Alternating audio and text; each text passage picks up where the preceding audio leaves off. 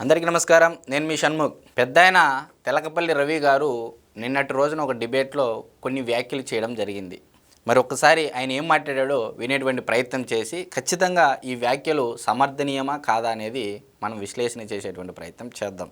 చంద్రబాబు గారి విషయంలో మటుకు నేను చాలా మంది చెప్పేవాళ్ళు ఏమని, నాకు తెలుగుదేశం ఎంపీ ఒక ఆయన చెప్పాడు, అటువైపున ఆయన సలహాదారుగా ఉన్నాయని కూడా చెప్పాడు. ఏమనంటే ఎప్పుడు వచ్చినా కానీ జగన్ మీద కేసులు వేగవంతం చేయండి, తొందరగా ముగించండి అని ఆయన అడుగుతారు.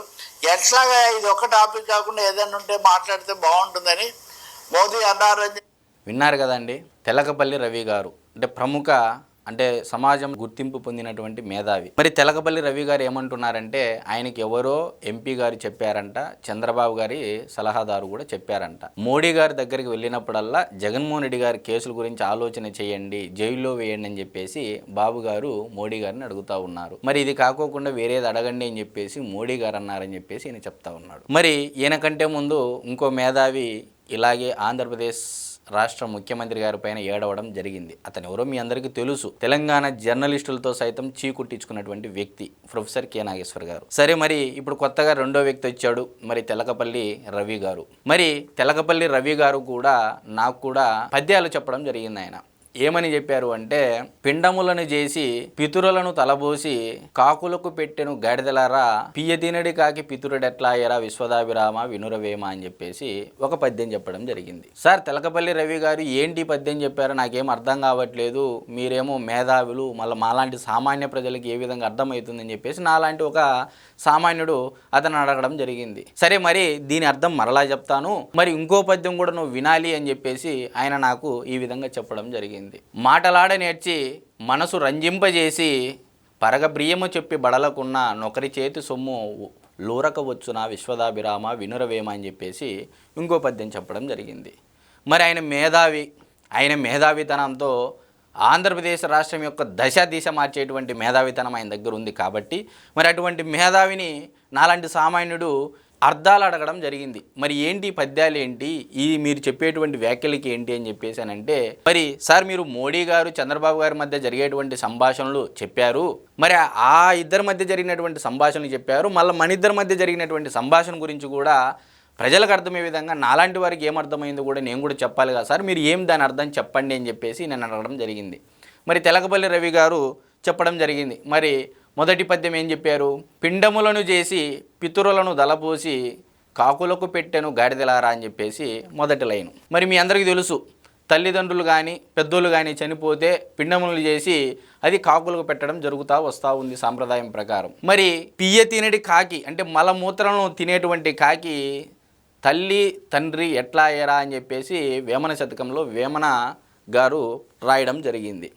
మరి నేను అట్లనే సామాన్యుడా ఏంటి అంటే, నేను కూడా అబద్ధాలను వల్లెవేసి చంద్రబాబు నాయుడు గారిని తలబోసుకొని నిత్యము ఆంధ్రప్రదేశ్ రాష్ట్రం పైన ఏడ్చేటువంటి మాలాంటి వారు తలబోసుకొని మరి సామాన్య ప్రజలకు సామాన్యులకు ఉన్నది లేనిది ఉన్నట్టు తిమ్మిని బమ్మిని చేసి ప్రజలకు అర్థమయ్యే విధంగా చెప్పాలి. కాబట్టి మరి మాలాంటి వాళ్ళు అబద్ధాలను అనైతికమైనటువంటి ప్రచారాలను చేస్తూ మరి మేము ఎలా మేధావులమవుతాము అని చెప్పేసి గ్రహించుకోలేకపోయారు సామాన్యుడా ఆంధ్రప్రదేశ్ రాష్ట్ర ప్రజలు అని చెప్పేసి ఆయన ఈ విధంగా చెప్పడం జరిగింది. అంటే తనకు తానే ఈరోజు తెలకపల్లి రవి గారు నాకేమని చెప్పారు అంటే, నేను మేధావిని కాదు, మరి నాలాంటి వాళ్ళు అబద్ధాలను ఒల్లెవేసి ఉన్నది లేనిది ఉన్నట్టు తిమ్మిని బమ్మిని చేసి ఆంధ్రప్రదేశ్ రాష్ట్ర ప్రజలను గందరగోళానికి గురి చేసే విధంగా చేసేటువంటి వ్యక్తిని కాబట్టి మరి ఎట్లా నమ్ముతారు నన్ను మేధావిని మీరెలా నమ్ముతున్నారు అని చెప్పేసి ఈ విధంగా చెప్పడం జరిగింది. అంటే ఆయన మేధావి కాబట్టి ఒక పద్య రూపంలో మనకు చెప్పడం జరిగింది.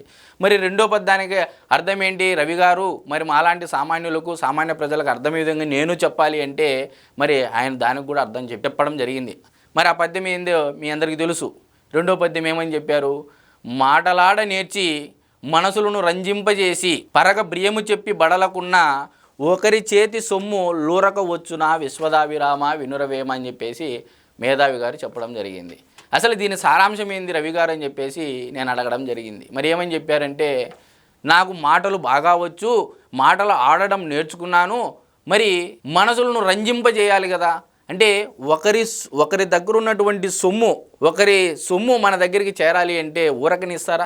మరి అతని యొక్క మనసును మనము రంజింపజేయాలి కాబట్టి, మరి ఆ రంజింప చేస్తేనే మనకు ఆ సొమ్ము మన చేతికి వస్తుంది కాబట్టి, మరి ఈరోజు చంద్రబాబు నాయుడు గారిని, మోడీ గారిని మనం విమర్శిస్తే అది ఎవరికి నచ్చుతుంది, ఎవరికి మనసుకు రంజింపజేస్తుంది అనేటువంటి విషయాన్ని మాలాంటి సామాన్య ప్రజలకు, సామాన్యులకు అర్థమయ్యే విధంగా చెప్పినటువంటి మేధావి రవి గారికి ఈ విధంగా నేను నమస్కారాలు తెలియజేస్తూ చెప్పడం జరిగింది. సార్, చాలా అర్థమయ్యే విధంగా చెప్పారు.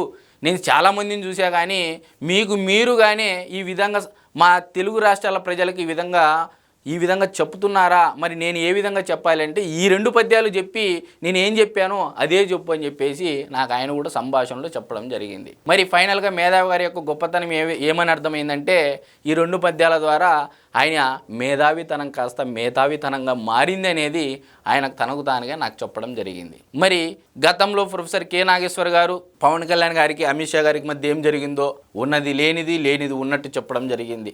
మరి ఆయన ఒక అడుగు ముందుకేసి నువ్వు అమిత్ షా గారి దగ్గరే పవన్ కళ్యాణ్ గారి దగ్గర ఉండావు, నేను ఏకంగా మోడీ గారి దగ్గరికి వెళ్తాను, చంద్రబాబు గారిని అటాచ్ చేసి మాట్లాడతాను, నీకంటే నేను 2 ఆకులు ఎక్కువ చదివా అని చెప్పేసి ఈ మేధావి గారు ఈరోజు ఆంధ్రప్రదేశ్ రాష్ట్రం పైన, సీఎం గారి పైన ఏడవడం మొదలు పెట్టడం జరిగింది. మీ అందరికీ తెలుసు సామెత, కొత్త బిచ్చగాడు పొద్దురగడు అని చెప్పేసి. మరి ఆయన పెద్ద ఆయన కాబట్టి మనం ఆ సామెతలు ఆయనకు అంటే నాలాంటి చిన్నవాళ్ళు అనలేరు కాబట్టి మరి ఆ సామెతను గుర్తుకు చేసుకోవాలని చెప్పేసి ప్రజానీకాన్ని కోరుతూ, మరి మేధావి గారు ఇంకోసారి ఇలానే మాట్లాడితే ఆంధ్రప్రదేశ్ రాష్ట్ర తెలుగు యువత నుంచి మీరు గట్టిగా ప్రశ్నలు ఎదుర్కోవాల్సి ఉంటుంది అని చెప్పేసి తెలియజేసుకుంటూ అందరికీ నమస్కారం.